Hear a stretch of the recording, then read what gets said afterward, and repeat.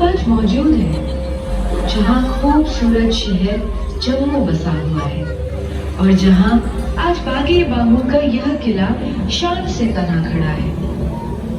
तब यहाँ ये सब कोई नहीं थी। यहाँ थी तो बस हरी भरी पहाड़ियां और मैं यानी सूर्यपुत्री।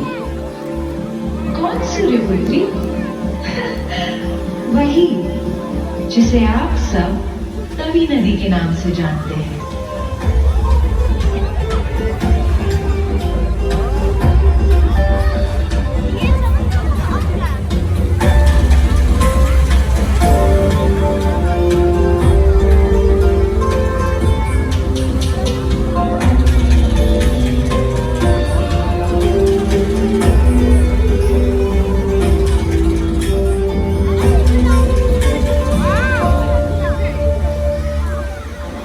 मेरा जन्म हुआ कपलाश कुंड से, जिसमें सदा चमकते सूर्य को लोग मेरा पिता कहते हैं।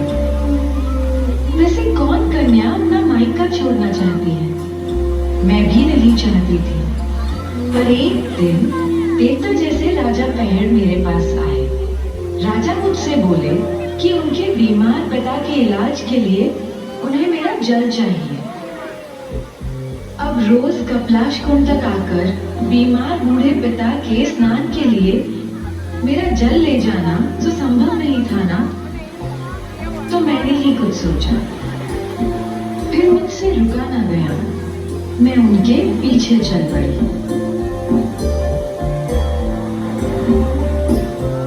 अच्छा करने वालों के साथ अच्छा ही होता है।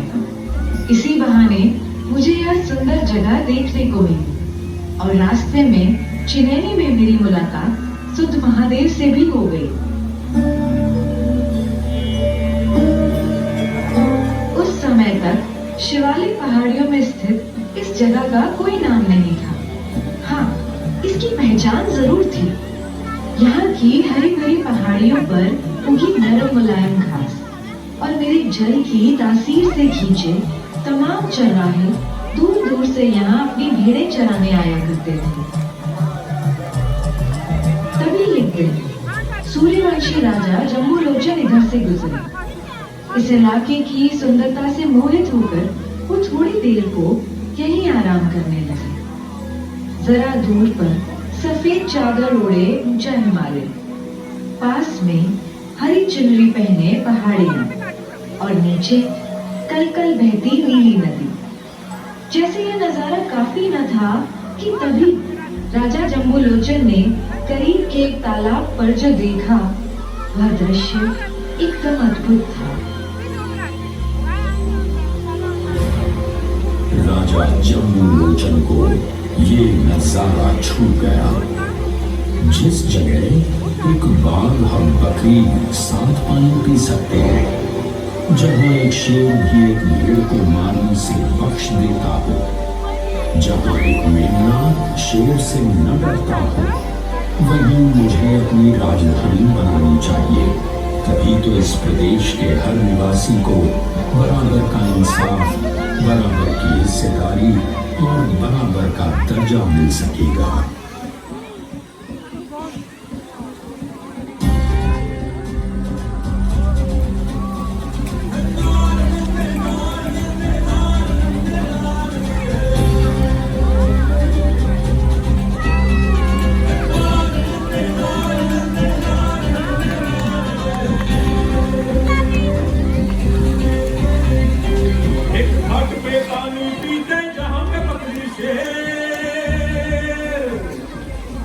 क्षेत्र में ना हो सकता कभी कहीं अंधेरो,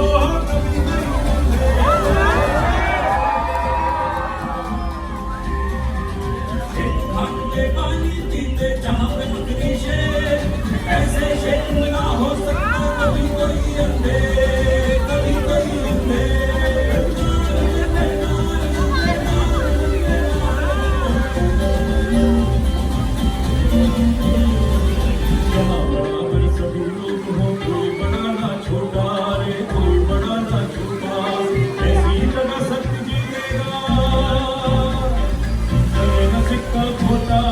चले न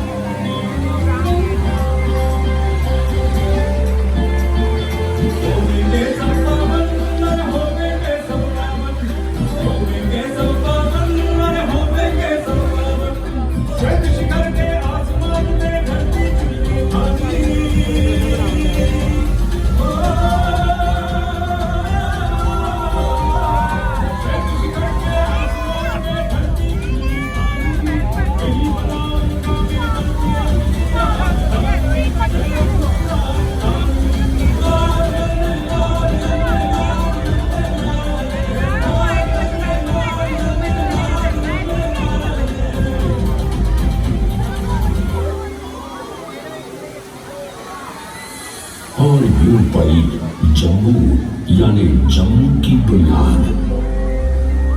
राजा जम्मू लोचन के भाई बाबू लोचन ने भी अपने भाई की राह पर चलते हुए मेरे दूसरे तट पर एक और नगर और कोट की नींव रखी और इस तरह यहाँ एक गढ़ की तामीर शुरू हुई इस बाबू लोचन के किले की।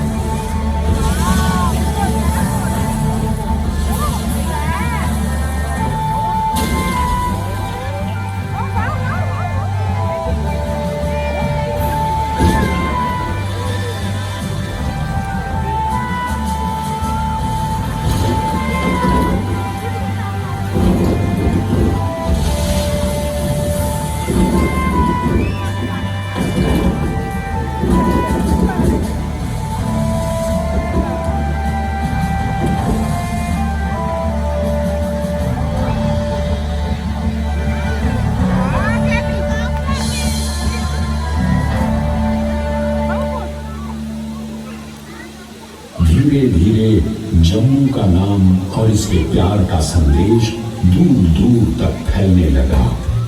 वैसे इतिहासकार तो ये भी कहते हैं कि सिंधु सरस्वती सभ्यता के दिनों से ही ये इलाका बसा हुआ था, जिसके निशान आज भी मांडा और अखनूर में मौजूद हैं। धीरे धीरे यहाँ सनातन धर्म की निशानदेही करने वाले शैव, वैष्णव और शक्ति मतों के मंदिर मठ भी इस स्थान की प्राकृतिक खूबसूरती में चार चांद लगाने लगे। इसी तरह लगभग गौतम बुद्ध के समय से ही यहाँ बौद्ध मत ने भी अपनी जड़ें जमा ली थी, यानी कि मध्य जनपद और अम्बरन यानी अखनूर में। कालांतर में राजपूत, ठक्कर और राणा वंश के शासकों के हाथों इस क्षेत्र में अमन चैन शांति का ऐसा दौर आया कि दूर दूर से आए व्यापारियों के कारवां और सैलानियों के झुंड यहाँ की वस्तुओं, कलाओं और शोहरत को चारों दिशाओं में फैलाने लगे। इतिहास बताता है कि धीरे धीरे यहाँ के राजाओं ने जम्मू प्रदेश को छोटी छोटी रियासतों में बांटकर नगर नगर कोटों को बसाया और उनको भारतीय नगर शैली वास्तुकला में निर्मित मंदिरों, महलों, हवेलियों तथा तालाबों से सुसज्जित किया। 16वीं सदी में राजा अवतार देव ने इस इलाके को अपनी राजधानी बना लिया और फिर राजा ध्रुवदेव के हाथों शुरुआत हुई जम्मू जामवाल राजवंश की। अब तो जम्मू मंदिरों, मजारों, सूफियों, महंतों का पवित्र स्थान बनने लगा, पर सब में बहुत ऊंचा स्थान हमेशा से रहा बाबे वाली माता महाकाली का। लोक विश्वास के अनुसार जिनकी प्रतिमा को 8वीं सदी में पावन अयोध्या से यहाँ लाकर स्थापित किया गया था। साथ ही महान महात्म्य रहा है पास ही कटरा में त्रिपुर पर बसी माता श्री वैष्णो देवी का।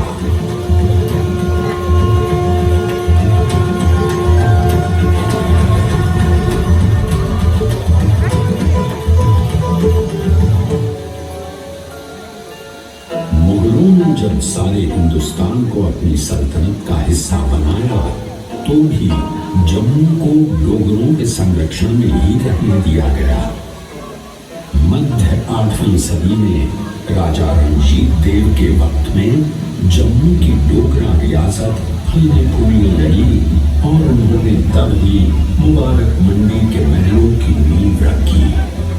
राजा रंजीत देव ने आसपास की 22 रियासतों को जोड़कर एक मजबूत राज्य स्थापित किया और जम्मू शहर दारुल अमन या शांति स्थान कहलाने लगा और यहाँ शांति पाने और अमन के साथ काम करने के लिए हर मजहब के लोग आने और बसने लगे।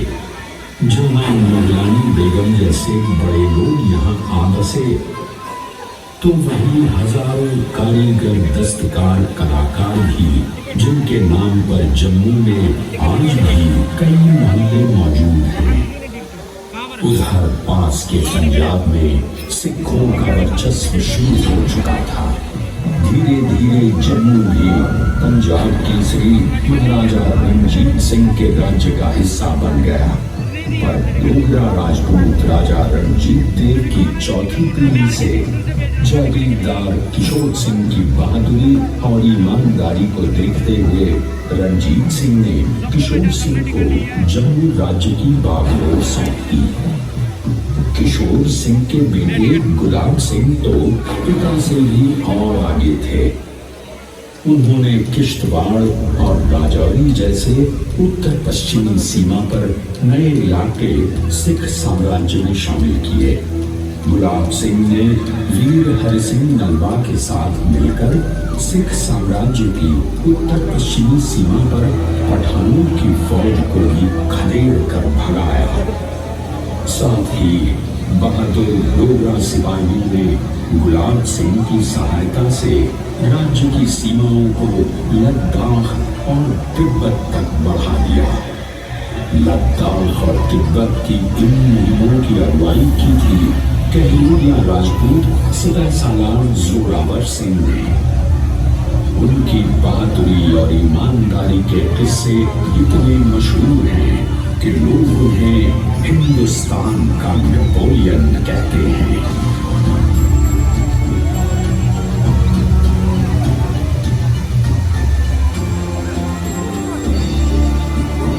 1822 गुलाब सिंह के जम्मू के राजा की गद्दी पर बैठने के बाद इस शहर की किस्मत और चमकने लगी।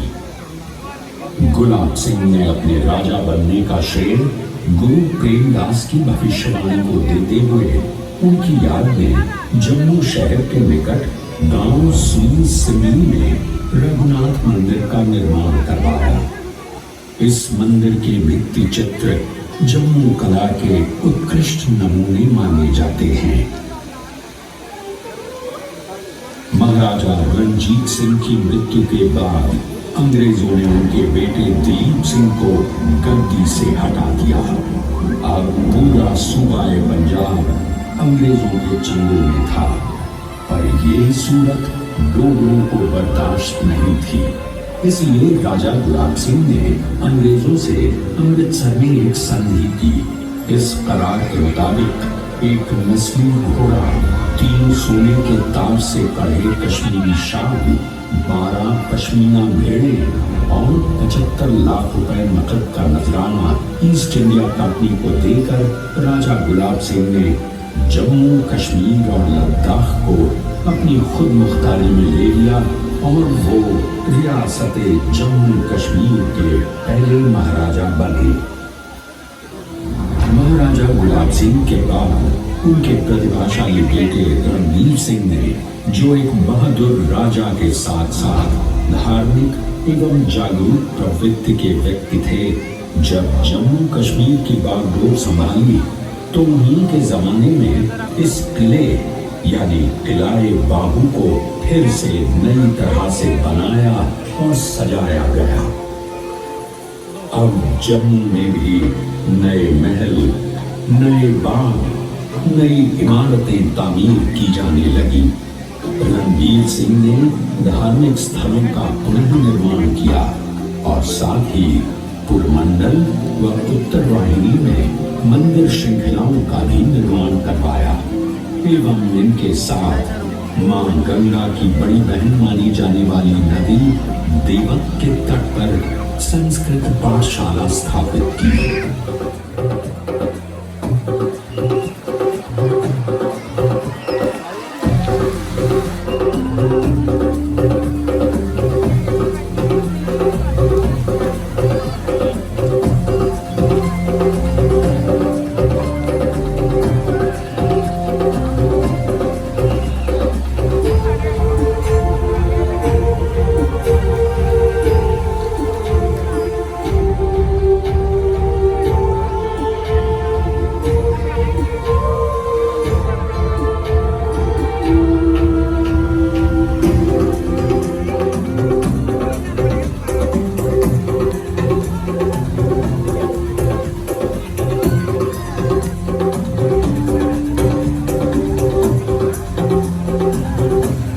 प्रदेश के डोगरों, पीर पंजाल से शिवालिक तक विचरण करते गुज्जर बकरवालों, तमाम दस्तकारों, अनेकों पंडितों और विद्वानों, गायकों, लोक नाटक के साधकों तथा मिनिएचर पेंटिंग करने वाले चित्रकारों के चलते जम्मू एक मजबूत और अलग बहुसंस्कृति एवं संस्कारों का गढ़ बन गया, जहां कहीं गद्दियों, गुज्जरों की बांसुरी की धुनें, तो कहीं जोगियों की कारकों और बारें, तो कहीं कुड्ड, तो कहीं घुम्मनी, कहीं औरतों का जागरण और कहीं हिरण और भक्ता जैसे कहानी कहते रंग नाट्य रूप मिलने लगे।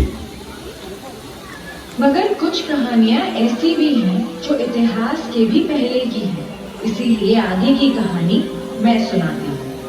महाभारत के समय मेरे किनारे पांडवों की सेना ने डेरा डाला, क्योंकि अश्वमेघ यज्ञ में छोड़ा उनका घोड़ा इधर ही चला आया और फिर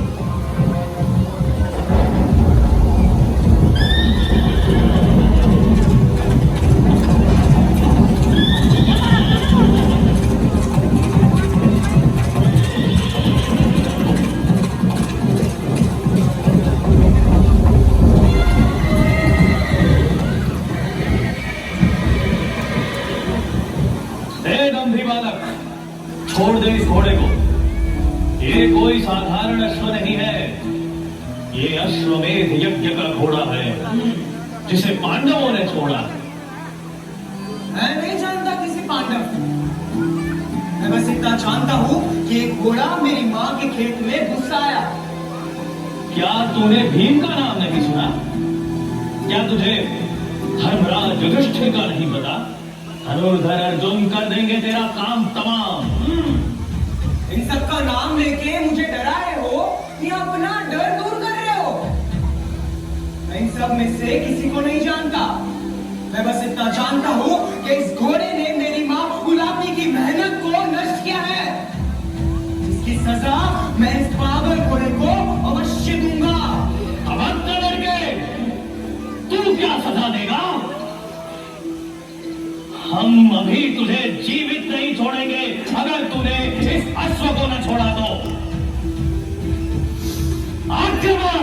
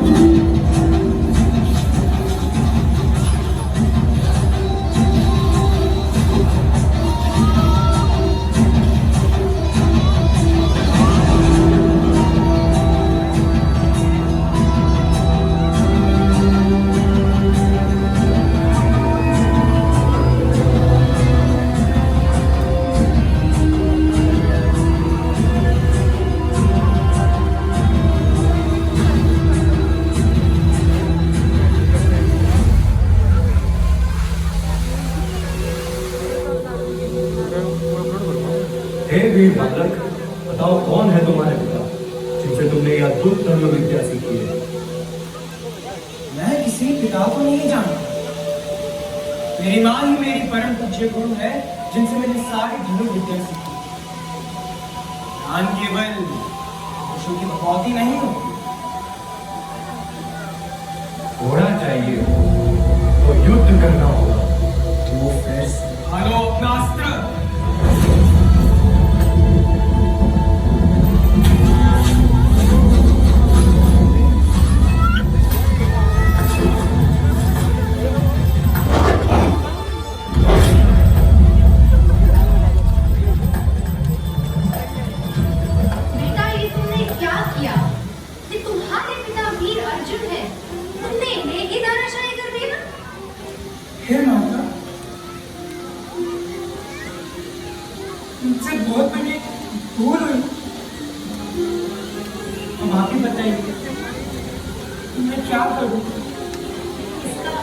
एकमात्र उपाय है। पाताल लोक जाकर नागमणि लाकर इन्हें जीवित किया जाए।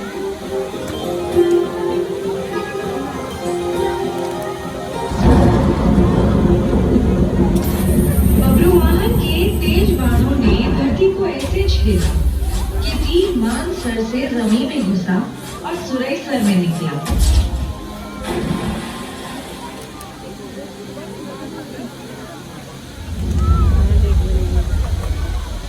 और इस तरह बनी मानसर की अतः झील और सुरंगसर यानी सुरईसर झील।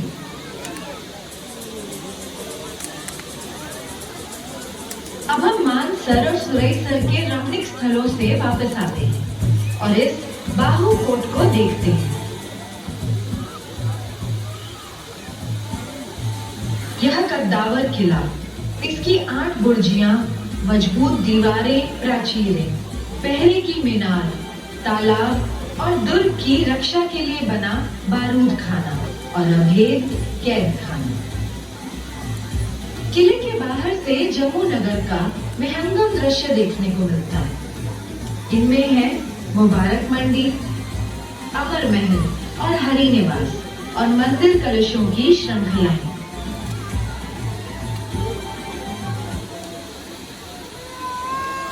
आप जानते हैं कि एक नदी को सबसे ज्यादा क्या पसंद आता है? आजादी। पहाड़ों से मैदानों तक उछलते कूदते, उफनते बहते हुए चलने की आजादी। इसीलिए मैं सबसे ज्यादा खुश थी जब अगस्त 1947 में देश आजाद हुआ। पर मुझे दुख भी था कि देश बंट भी गया था। हालांकि मैंने उस बंटवारे को कभी नहीं माना और अखंड भारत की ही तरह सरहद के उस पार बसे लोगों की भी प्यास बुझाती रही हूँ। मैं आज मैं बेहद खुश हूँ और आपके साथ बांटना चाहती हूँ अपनी ये खुशी। हो सके तो नवरात्रि के बाहु मेले में आइए, वरना किसी भी रात इस किले में चले आइए और देखिए दिवाली से सजे यहाँ बाग बगीचे, किले पर कोटे, झरने और फव्वारे।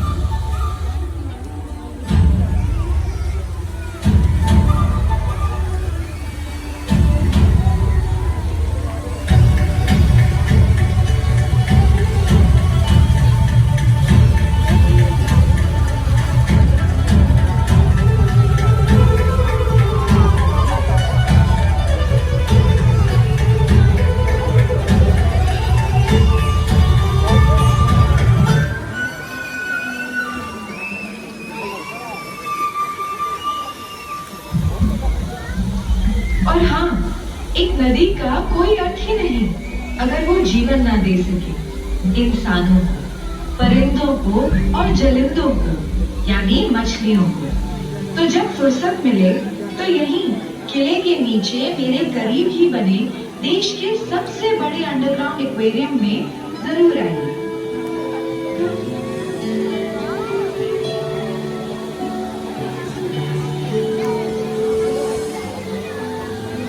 वहाँ मेरे पानी में तैरती रंग बिरंगी मछलियों को देखकर आपको अंदाजा होगा जम्मू की सतरंगी तहजीब का।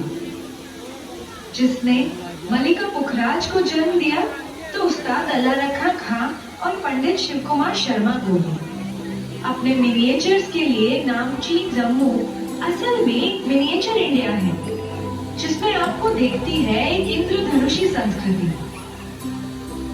जहाँ अनगिनत भाषाओं, धर्मों, संस्कृतियों, पोशाकों, खान पान, विश्वासों से जुड़े लोग एकजुट होकर रहते हैं और सबको साथ लेकर आगे बढ़ते हैं। बिल्कुल मेरी ही तरह, क्योंकि मैं सूर्यपुत्री तवी किसी भी प्यासे से न उसका मजहब पूछती हूँ, न जात, न खान पान, न ही पहनावा। सबका साथ देना, सबकी प्यास बुझाना, सबकी तरक्की और सबका विकास और सबका विश्वास ही तो है एक नदी का धर्म। मुझे यकीन है आप सब भी यहाँ से जाकर एक दूसरे में उसी तरह घुल मिल जाएंगे, जिस तरह मेरा जल हर रंग में घुल जाता है, मिल जाता है, ढल जाता है।